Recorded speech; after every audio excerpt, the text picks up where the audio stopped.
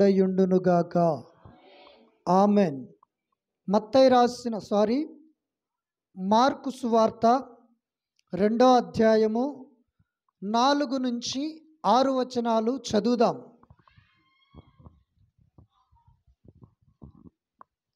Mark సువార్త 2వ అధ్యాయము 4వ వచనము నుండి 6 వచనాల వరకు చదువుదాం. చాలామంది కూడి ఉన్నందున వారు ఆయన యొద్దకు చేరలేక ఆయన ఉన్న చోటికి పైగా ఇంటి కప్పు విప్పి సందు చేసి పక్షవాయువు గలవానిని పరుపుతోనే దింపిరి. యేసు వారి విశ్వాసమును చూచి, కుమారుడా, నీ పాపములు క్షమింపబడి ఉన్నవని పక్షవాయువు గలవానితో చెప్పెను. చాలు. హల్లెలూయా. మనము ఆరాధిస్తున్న దేవుడు, మనము పూజిస్తున్న దేవుడు, మనకు నిత్య జీవమై ఉన్న యేసయ్య పరలోకమును విడిచి భూలోకానికి వచ్చి శరీరధారిగా ఉన్న ఆ రోజుల్లో జరిగిన సంఘటన పరిశుద్ధ గ్రంథమైన బైబిల్లో రాయబడి ఉన్నది. ఏందయ్యా అంటే, మనము ఎలాగైతే గృహకూడికలు జరిపిస్తున్నామో యేసు ప్రభు ఉన్నప్పుడు కూడా ఒక ఇంట్లో ఆయన పరలోక రాజ్య సువార్త కూడికను ఏర్పాటు చేశాడు. అక్కడికి అనేక మంది ప్రజలు వచ్చారు. ఆయన చెప్పే మాటలు వింటున్నారు. ఆయనను వస్త్రాన్ని ముట్టుకున్న వారు బాగుపడుతున్నారు. ఆయన అనేకులను స్వస్థపరుస్తూ ఉన్నారు. ఈ విషయము తెలిసిన ఒక 4 వ్యక్తులు, వాళ్లకు తెలిసిన ఒక వ్యక్తి ఉన్నాడు. అతడు పక్షవాయువు వచ్చి కాళ్ళు చేతులు పడిపోయి పరుపుకే పర్మినెంట్ అయిపోయి ఉన్నాడు. అటువంటి వ్యక్తి మీద 4 వ్యక్తులకు జాలి కలిగింది. జాలి కలిగి, పలానా వాళ్ళ ఇంటి దగ్గర యేసు ప్రభు ఉన్నాడట, ఇతన్ని గనక అక్కడికి తీసుకెళ్తే దేవుడు స్వస్థపరుస్తాడని మంచి నమ్మకముతో ఆ 4 వ్యక్తులు ఆ పరుపుతోనే అతన్ని ఎత్తుకొని యేసయ్య ఉన్న ఇంటి దగ్గరికి తీసుకొచ్చారు. అక్కడ ప్రజలు విస్తారముగా గుంపులుగా ఉన్నారు. వీరు యేసయ్య దగ్గరికి వెళ్ళే పరిస్థితి లేదు. హల్లెలూయా. దేవునికి స్తోత్రం. అయితే మేము ఇంత దూరం వచ్చాం కదా అని వాళ్ళు ఆగి మళ్ళా వెనకకు తిరిగి పోలేదు, కానీ ఒక్కడుగు ముందుకేశారు. అలనాడు పూర్వకాలపు ఇండ్లు ఎలాగుండేవంటే పెంకతోటి, జమ్ముతోటి, కమ్మలతోటి ఉండేది. మొత్తానికి ఏ కప్పుతో ఉందో ఆ ఇల్లు మనకైతే తెలియదు. వారు ఆ ఇంటి కప్పును విప్పి సందు చేసి పరుపుతో యేసయ్య ముందు ఆ వ్యక్తిని దించారు. దించగానే ప్రభు అక్కడ సడన్గా ఒక మాట మాట్లాడుతూ ఉన్నాడు. వీరి విశ్వాసము చూసి అక్కడ ఏం చేశాడు? పక్షవాయము కలిగిన వానితో అంటూ ఉన్నాడు, నీ పరుపెత్తుకొని నీవు ఇంటికి వెళ్ళు, నీ పాపాలు క్షమించబడి ఉన్నవి. హల్లెలూయా. దేవునికి స్తోత్రం. మనమైతే అంత త్యాగం చేయలేము. అంత ఓర్పుగా ఒక వ్యక్తిని దేవుని దగ్గరికి నడిపించలేము. నా బ్రతుకులో కరోనా వచ్చి చనిపోయిన నన్ను దేవుడు బ్రతికించాడు. నేను ఈ సాక్ష్యాన్ని చెప్పకుండా కుండలేసి మూతబెట్టినా, ఉడకబెట్టిన అన్నం 3 రోజులకు మూత తీసినా జరిగేది ఏంటిది అంటే కంపు కొడుతుంది, బుడ్డు వాసన వస్తుంది, దుర్వాసన వస్తుంది. అలాగని నేను చెప్పటము ద్వారాగా సాక్ష్యము యేసయ్యకు మహిమ వస్తుంది. నా సాక్ష్యము పరిమళించబడుతుంది. పడుతుంది ప్రియులారా. హల్లెలూయా. భార్య మాట విని ఆగిపోయిన భర్తలు ఎందరో దేవుని సన్నిధికి రాలేని వారు ఉన్నారు. భర్త మాట విని మందిరాన్ని డుమ్మా కొట్టిన భక్తులు ఎందరో ఉన్నారు. వాళ్ళేదో అన్నారు, వీళ్ళేదో అన్నారు, ఆమెదో చెప్పింది, ఈయనేదో చెప్పాడని ముందు వెనక కుడి ఎడమల పలుకుతున్న మాటలను విని అవిశ్వాసములోనికి దిగజారిన వారున్నారు. నిరీక్షణలో లేకుండా నిరీక్షణ కోల్పోయిన వారున్నారు. ప్రియులారా, ఆ నలుగురు వ్యక్తులు ఒక ధైర్యం ఉంది వాళ్ళకు. ఎందుకో తెలుసా? యేసయ్య గుడ్డివాడికి కనులిచ్చాడు, కుంటివాడిని నడిపించాడు, చంద్రరోగము కలిగిన మూర్ఛరోగిని స్వస్థపరిచాడు. ఇవన్నీ విన్నారు. మన సంఘములో కూడా ఎన్నో సాక్ష్యాలను మనం వింటాం. మన దాకొచ్చేసరికి బలహీనులం అయిపోతాం. మన దాకొచ్చేసరికి మనము విన్న సాక్ష్యాలను ఎలా తీసుకుంటామంటే నిర్లక్ష్యముగా తీసేసుకొని ఆ శ్రమలోనే సాగుతూ ఉంటాము, కానీ శ్రమ నుండి బయటికి రాము. చూడండి, ఆ ఇంట్లోకి వెళ్ళటానికి అవకాశము లేదని వాళ్ళు వెనకడుగు వేయలే, సందు చేసుకున్నారు. చాలామందిని కదిలిస్తే చెప్పే సమాధానం ఏంటంటే, నాకు ఈ పని నుండి రాలేకపోయాను, దీనివల్ల నేను ఆగిపోయాను, ఇది నా పరిస్థితి అని సాకులు చెప్పటము కాదు. కానీ సందు చేసుకొని నువ్వు ఆయన సన్నిధికి రాగలిగితే నా దేవుడు నిన్ను హెచ్చించటానికి వెనకాడడు, నిన్ను స్వస్థపరచటానికి ఆగడు.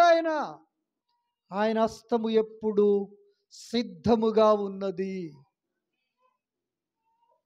మీ అందరికీ విశ్వాసం కలగటానికే గృహకూడిక పెట్టేది, ఉపవాస ప్రార్థన పెట్టేది, ఆల్ నైట్ ప్రార్థన పెట్టేది, ఆదివారం పరిశుద్ధ ఆరాధన జరిగించేది. మా శరీరం మీద మాకు మస్తు మమకారం ఉంది. ఎందుకు చంపుకుంటాం? ఈరోజు ఉపవాసం ఉండి ఇక్కడ నిలబడాలని. 10 రోజుల తంది జ్వరం చేత పీడింపబడుతూ ఉన్నాను, తినకుంటూ వచ్చాను. ఎందుకో తెలుసా? ఒక ఆత్మ దేవుని యొక్క దృష్టిలో లోకమంతటి కంటే విలువైనది. అనేక ఆత్మలను రక్షిస్తూ నాకిచ్చిన మిమ్ములను కాయుట, ముఖాముఖిగా మీరు ఆయన చూడాలనేదే ఈ యొక్క సేవ యొక్క బునాది. హల్లెలూయా, దేవునికి స్తోత్రం. గనుక నా ప్రియమైన దేవుని సంగమా, సంఘ బిడ్డలారా, ఇదొక బెతెస్త కోనేరు లాంటిది పరిచర్య. అనేక మంది బాగుపడ్డారు, ఆయా ఊళ్ళల్లో ఉన్నారు. మేమే వాళ్ళకి చెప్తాం, మీరు ఇంత దూరం ఎందుకు, మీ ఊళ్ళో మందిరం ఉంటుంది, చక్కగా అక్కడికి వెళ్ళండి. మిమ్మల్ని ఎందుకు చెప్పమో తెలుసా? మీరు మాతో ఉండటము దేవుని సంకల్పమై ఉన్నది గనక, ఆయన మీ గురించి చెప్పలేదు గనక మీకు మేము చెప్పట్లే. మీకు కూడా చెప్పేవాళ్ళం, కీర్తన వాళ్ళకు కూడా చెప్పేవాళ్ళం. కానీ అది దేవుని ఏర్పాటు. ఆ ఊరు నుంచి ఇక్కడికి వస్తుంటే అనేక మందిని వారిని అడ్డగిస్తారు. ఇక్కడ లేదా మందిరం, ఇక్కడ సేవ జరగట్లేదా అని అంటారు, అక్కడికే పోవాలా అని అంటారు. కానీ వాళ్ళలో దేవుని ఆత్మ వారిని నెడుతూ ఉంది కనుక వాళ్ళు రాగలుగుతూ ఉన్నారు. ఆత్మ సహాయం వాళ్ళకు అనుగ్రహించబడ్డది కనుక వారు పురికొల్పబడుతూ ఉన్నారు. ప్రియులారా, హల్లెలూయా, దేవునికి స్తోత్రం. నలుగురు వ్యక్తులు నీకుంటే నువ్వు ఎటువంటి బలహీనతతో ఉన్నా, ఒక క్రైస్తవుడిగా ప్రార్థించే బిడ్డలతో సావాసం కలిగి ఉండాలి. నలుగురు వ్యక్తుల్ని ఆ వ్యక్తి సంపాదించుకున్నాడు, పక్షవాయం కలిగిన వాడు. నలుగురు వ్యక్తుల హృదయాలలో చోటు దక్కించుకున్నాడు. అందుకనే వారు అతని ఎడల కనికెరపడ్డారు, యేసు ప్రభు దగ్గరికి తీసుకొచ్చాడు. యేసయ్య అతని బ్రతుకులో 2 కార్యాలు చేశాడు. 1 స్వస్థత, 2 జన్మ కర్మ పాపములు క్షమించబడి గొప్ప రక్షణను పొందుకొని ఉన్నాడు. హల్లెలూయా. నేను యేసయ్య కృపా మందిరము వాట్సాప్ గ్రూపులో ఒకటి పంపించాను. ఎంతమంది చూశారు? పూర్తిగా చూసిన వాళ్ళు చేయొద్దండి. ఏదో టచ్ చేసి వదిలేసిన వాళ్ళు కాదు. దేవునికి స్తోత్రం. ప్రభు కృప మీ ఎడల ఉండునుగాక. అందులో నాకు 2 విషయాలు బాగా నచ్చినాయి. ఆ పాస్టర్ గారు చెప్పిందని కాదులే కానీ, అందులో 2 వ్యక్తులను ముందు పెట్టి మాట్లాడే విషయాలు నా హృదయాన్ని కదిలించేసినవి. రైట్ బ్రదర్స్ ఆట అమెరికాలో ఒక చర్చికి వెళ్ళేవారట. ఆ చర్చికి వెళుతూ ఒక పెద్ద కంపెనీలో జాబులు చేస్తున్న వ్యక్తులు. అయితే వాళ్ళు ఏం చేశారు? ఆ రైట్ బ్రదర్సు వాళ్ళ సేవకునికి కొన్ని ఇబ్బందులు వచ్చినాయి. ఏ ఇబ్బందులు? బువ్వకు లేని ఇబ్బంది కాదు, ఇల్లు లేని ఇబ్బంది కాదు, బంధు బలగాలు లేని ఇబ్బంది కాదు. ఆ సేవకునికి రోజు 5 ఆరాధనలు ఉండేవాట. ఈ 5 ఆరాధనలకు కారు మీద వెళుతూ ఉంటే టైము సరిగా సరిపోయేది కాదట. ఆ సేవకుని యొక్క ఇబ్బందిని చూసి ఆ రైట్ బ్రదర్స్కు మంచి ఆలోచన వచ్చిందట. మనం ఏదైనా ఈ సేవకుని కోసం చేయాలి. కారులో వెళుతుండో 5 ఆరాధనలకు టైము సరిపడట్లేదు అని వారు ప్రభు సన్నిధిలో మోకరించి ప్రార్థన చేస్తే దేవుడు చక్కటి జ్ఞానాన్ని ఇస్తే వారు ఎగిరే విమానాన్ని కనిపెట్టి తయారు చేసి ఆ సేవకునికి ఇచ్చారు. మొదటిగా వాళ్ళు తయారు చేసిన విమానాన్ని వాళ్ళ సేవకుడికి ఇచ్చారు. అయితే వీళ్ళు ఈ విమానాన్ని తయారు చేసే విషయంలో అప్పుడప్పుడు కంపెనీకి లేటుగా వెళ్ళటము, లీవులు పెట్టటము, సరిగా డ్యూటీ చేయకపోగా ఆ కంపెనీ CEO గారు అడుగుతూ ఉన్నాడు, మీరు ఎందుకని ఇప్పట్లాగా సరిగా పనిచేయట్లేదంటే, ఇట్లా మా సేవకుడు ఆత్మల భారము కలిగి పరిచర్య చేస్తూ ఉన్నాడు, అతనికి విమానాన్ని తయారు చేయటం కోసం మాకు ఈ ట్రబుల్స్ మీ దగ్గర కనబడుతూ ఉంది అని చెప్పారు. చెప్పినప్పుడు ఆ CEO గారు అంటూ ఉన్నాడు, నేను మిమ్మలను డ్యూటీలో నుంచి తీసేస్తే ఏం చేస్తారంటే, మాకు దేవుని పరిచర్య కంటే, దేవుని సేవ కంటే, దేవుని సంఘ క్షేమాభివృద్ధి కంటే ఎక్కువైనది విలువైనది ఏదీ లేదు. నువ్వు తీసేసినా మేము హ్యాపీగా వెళ్ళిపోతాం. మాకు మా దేవుడుండు, మా దేవుడు చూసుకుంటాడని చెప్పినప్పుడు ఆ కంపెనీ CEO గారు నోరు తెరిచి బిత్తరబోయి వాళ్ళకి చూస్తూ ఉన్నాడు, వాళ్ళు ఇచ్చిన సాక్ష్యానికి. హల్లెలూయా. అలా గనక నువ్వు తెగించి నడవగలిగితే, అలా గనక నువ్వు తీర్మానం తీసుకొని బ్రతకగలిగితే, అలా గనక నువ్వు చెయ్యగలిగితే నా బ్రతుకులో నా దేవుడు నిన్ను హెచ్చిస్తాడు, నిన్ను గణపరుస్తాడు. శాశ్వతమైన కృపతో ఆయన నిన్ను దీవిస్తాడు. ప్రియులారా, హల్లెలూయా, దేవునికి స్తోత్రం. గనుక మనము కలిసి ప్రార్థిస్తే జరగలేని కార్యం అంటూ ఏదీ ఉండదు. 4 వ్యక్తులు అతనికి సహాయము చేశారు. మనమందరము కలిసి ఆత్మల భారము కలిగి ప్రార్థిస్తే మన కుటుంబాలలో మారని భర్తలు మారుతారు, మారని భార్యలు మారుతారు, మారని పిల్లలు మారుతారు, మారని కోడళ్ళు మారాగా ఉన్నవారు మధురముగా మార్చగలిగిన దేవుడు మన యేసయ్య. హల్లెలూయా, దేవునికి స్తోత్రం. కనుక నా ప్రియమైన దేవుని సంగమా, సంఘ బిడ్డలారా, మరొక మాట, ఇంకొక వ్యక్తి, ఓ విధవరాలు, ఆమె పేరు మరియమ్మ ఏదో తెలియదు, ఆమెను ఒక ఛానల్ ఆయన కావచ్చు లేదా క్రైస్తవ వ్యక్తి కావచ్చు ఇంటర్వ్యూ చేస్తూ ఉన్నాడు. బామ్మ దగ్గరికి వచ్చి, బామ్మ నీకు పింఛన్ వస్తుందా? అయ్యా వస్తుంది, నెల నెల నేను తీసుకుంటున్నాను, గవర్నమెంట్ వాళ్ళు నాకు ఇస్తురని చెప్పినప్పుడు, ఆదివారం నాడే నీకు పింఛన్ ఇస్తాను రా అని చెప్పితే, మరి నువ్వు చర్చికి వెళ్తావా పింఛన్కి వెళ్తావా అంటే, నేను పింఛన్కి వెళ్ళను, చర్చి దగ్గరికే వెళ్తాను, చర్చికే వెళ్తాను. బామ్మ మరి నువ్వు చర్చికి పోయినందుకు, ఆదివారం నాడు పోనందుకు నీకు పింఛని అని అంటారు. మరి నువ్వేం చేస్తావంటే, పింఛని పోయినా పర్వాలేదు, నేను నా యేసయ్యను విడిచిపెట్టను అని బలముగా చెప్పింది. ఆయన తెలివిగా మరొక మాట అడిగాడు ఆ బామను. బామా, కాదులే కానీ మనలో మన మాట మాట్లాడుకుందాం.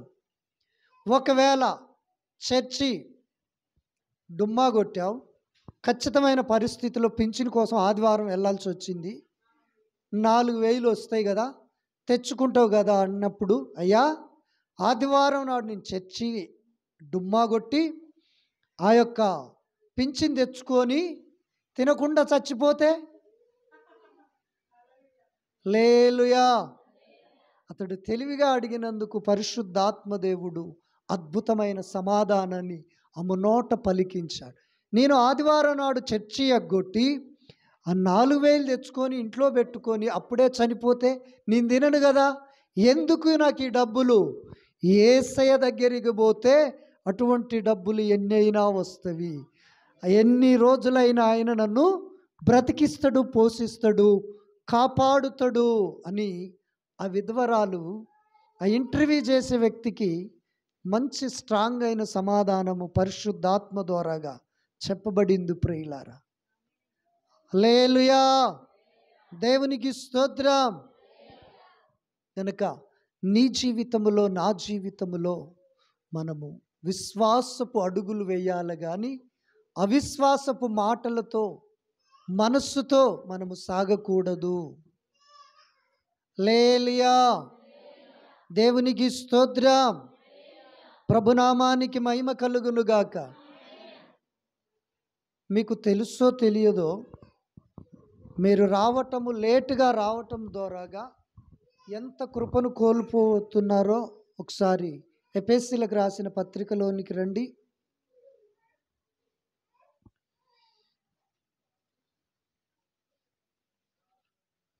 స్తోత్రం.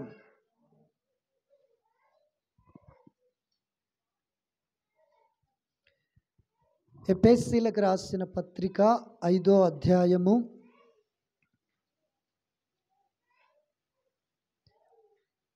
18, 19 వచనాలు చదువుదాం. మరియు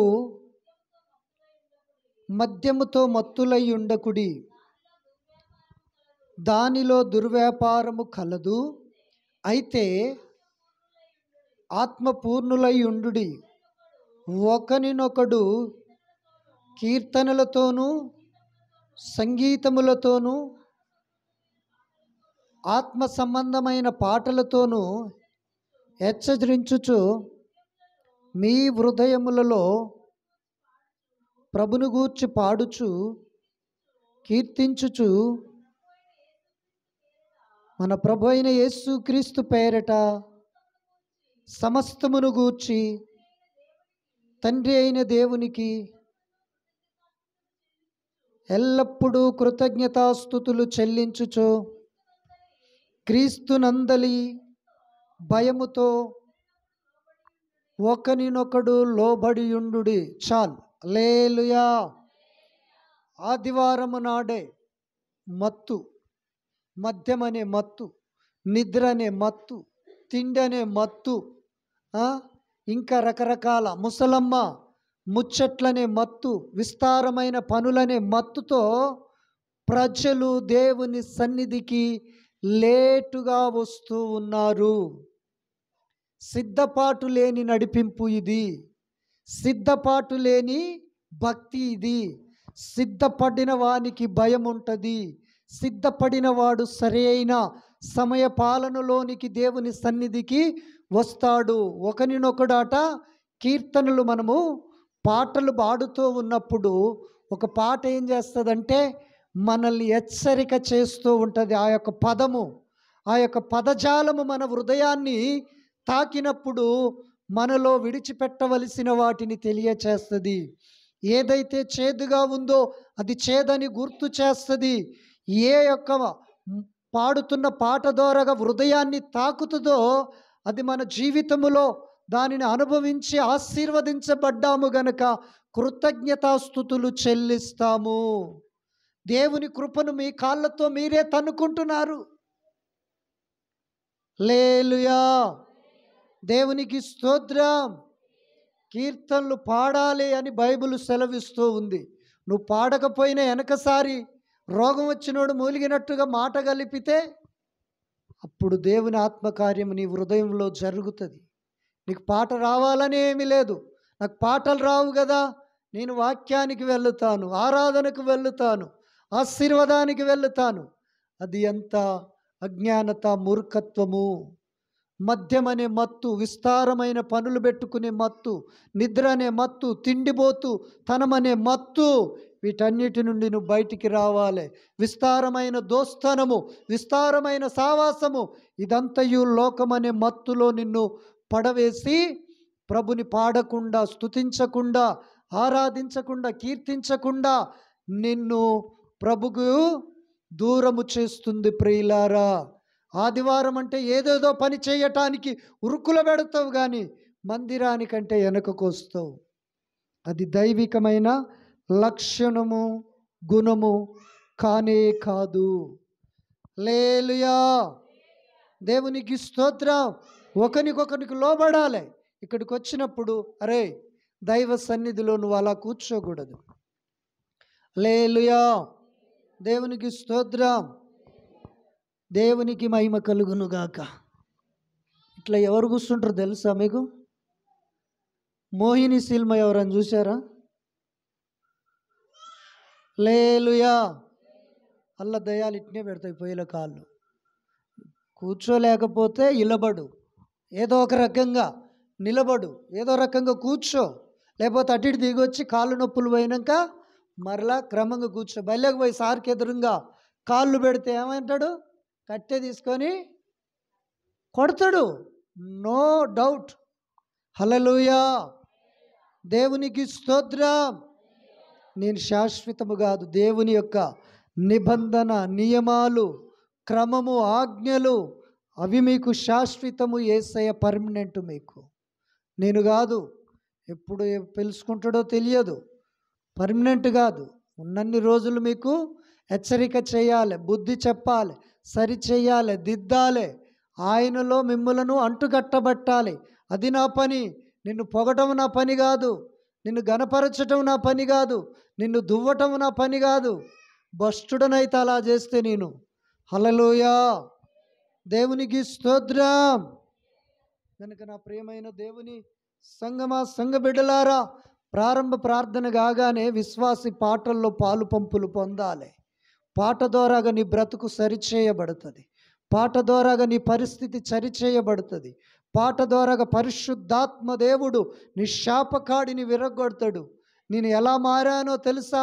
అమ్మగారు, వాళ్ళ అమ్మగారు ప్రార్థించటము ద్వారాగా ఒకానొక దినాన లారీలో టేప్ రికార్డు ఉంటే దాంట్లో మెమోరీ వేసి గిత్తత మందు తెచ్చుకొని, సారీ ఇప్పుడు కాదు, లారీ తోలితేప్పుడు తాక్కుంటూ ఒకటి ఆన్ చేశాను. అప్పుడు ఒక పాట వస్తుంది. నేనెందుకని నీ సొత్తుగా మారితిని యేసయ్యా, నీ రక్తముచే కడుగబడినందునా, నీ అనాది ప్రణాళికలో హర్షించెను నా హృదయ సీమా. నీ అనాది ప్రణాళికలో హర్షించెను నా హృదయ సీమా. ఆహా నా ధన్యత, ఓహో నా భాగ్యము, ఏమని వివరింతును, ఏమని వివరింతును. ఆమేన్. ఈ పాట విన్నప్పుడు పాపముతో నిండిన నా హృదయము, లోకమాలిన్యముతో నిండిన నా హృదయము, లోక శాపముతో నింపబడిన నా హృదయము, నా పాప ప్రపంచమంతా బద్దలై ఊడ్చివేయబడి ఉన్నది. నేనెందుకని నీ సొత్తుగా మారి తిని, నీ అనాది ప్రణాళికలో. బా, ఆ మాటలు నా హృదయాన్ని కడిగివేసినవి, శుద్ధి చేసినవి, పరిశుద్ధపరిచినవి, పదే పదే నాలో మంటను రేపినది నీ అనాది ప్రణాళిక నా హృదయములో హర్షించింది నా హృదయ సీమ. ప్రియులారా, ఎప్పుడు ఎవరు రక్షింపబడతారో అది నీకు తెలియదు, నాకు తెలియదు.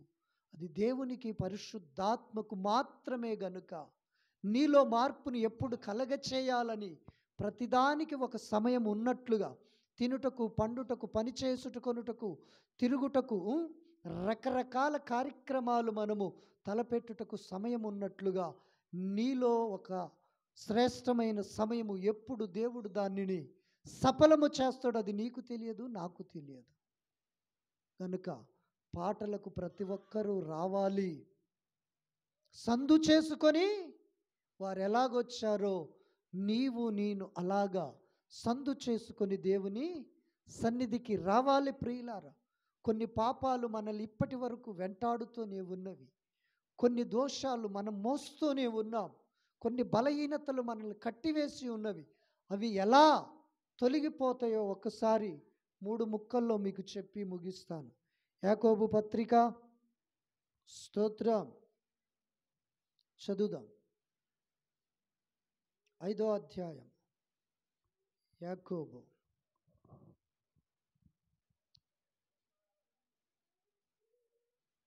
5, 13, 14, 16 వచనాలు చదువుదాం.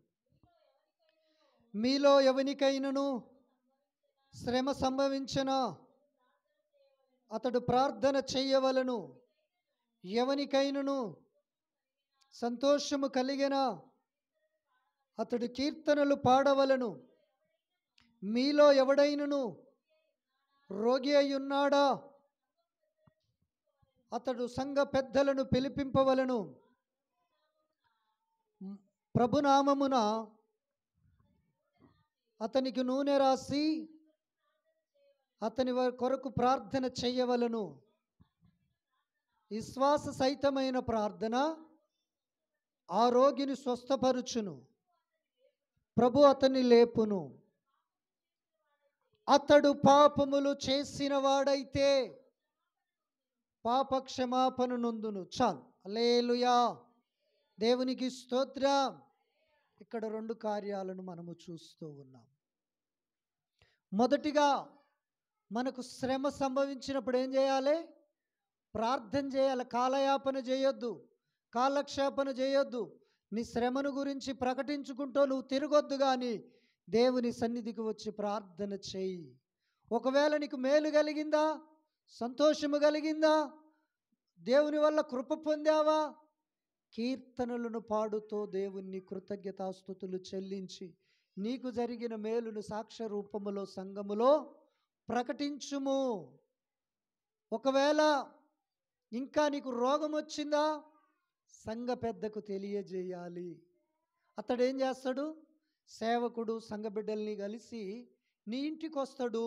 నీకు వచ్చిన రోగాన్ని బట్టి ప్రార్థన ఆయిలు రుద్ది ప్రార్థన చేస్తేనట అప్పుడు దేవుడు ఆ వ్యక్తిని స్వస్థపరుస్తాడు. ఒకవేళ అతడు పాపములో ఉన్నవాడైతే ఆ రోజు పరిశుద్ధాత్మ దేవుడు, సంఘము, సంఘ సేవకుడు అందరూ కలిసి ప్రార్థిస్తున్నారు గనుక అతడు విడిచిపెట్టలేని పాపాన్ని విడిచిపెట్టేటట్టుగా పరిశుద్ధాత్మ దేవుడు కార్యం చేస్తాడు. అప్పుడు అతడు ఒప్పుకొని విడిచిపెడతాడు గనుక నిజమైన మారు మనసుతో, పశ్చాత్తాప హృదయముతో కన్నీరు కారుస్తాడు గనుక అతనికి ఏం కలుగుతుంది? పాప క్షమాపణ కలుగుతుంది. విశ్వాస సహితమైన ప్రార్థన ఆ రోగిని స్వస్థపరుచును. నీతిమంతుని ప్రార్థన దేవుని సన్నిధిలో బహుబలము గలదై నిలుచును. మనమందరము యేసయ్య నీతిని అనుసరిస్తున్న వారము, యేసయ్య నీతిని కలిగిన బిడ్డలము. మనమందరము కలిసి ఒక వ్యక్తి కోసం ప్రార్థన చేసినప్పుడు ఆ ప్రార్థన దేవుని సన్నిధిలో బలముగా నిలిచి కార్యము జరిగేంత వరకు దేవుని అక్కడి నుంచి కదలనీయదు. హల్లెలూయా. శ్రమ వస్తే తెలియపరచాలి, రోగం వస్తే తెలియపరచాలి, కష్టం వస్తే తెలియపరచాలి. మేలు జరిగిన దేవునికి కృతజ్ఞతాస్తుతులు చెల్లించి ప్రార్థన చేయాలి. మా ప్రియులకు నెలకొకసారి మందిరాన్ని గడిగి నెలకొకసారో వారానికి ఒకసారో మందిరం వల్ల బండు అని చెప్పాను. శ్రమ అయితే ఎదుర్కొండు కానీ పండుకోలే. లేలుయా. మొన్న పన్నాడు. అది కంటిన్యూ చేయండి, మందిరం గడగండి. దేవుడు నీ జీవితంలో నీ ఊహకందని కార్యాలు చేసి ఉన్నతమైన స్థితిలో నిన్ను నిలబెడతాడు. దేవుడి మాటలు మనందరికీ ఆశీర్వాదకరముగా మార్చునుగాక. ఆమెన్. వాత్సల్యము నీ బాహుల్యము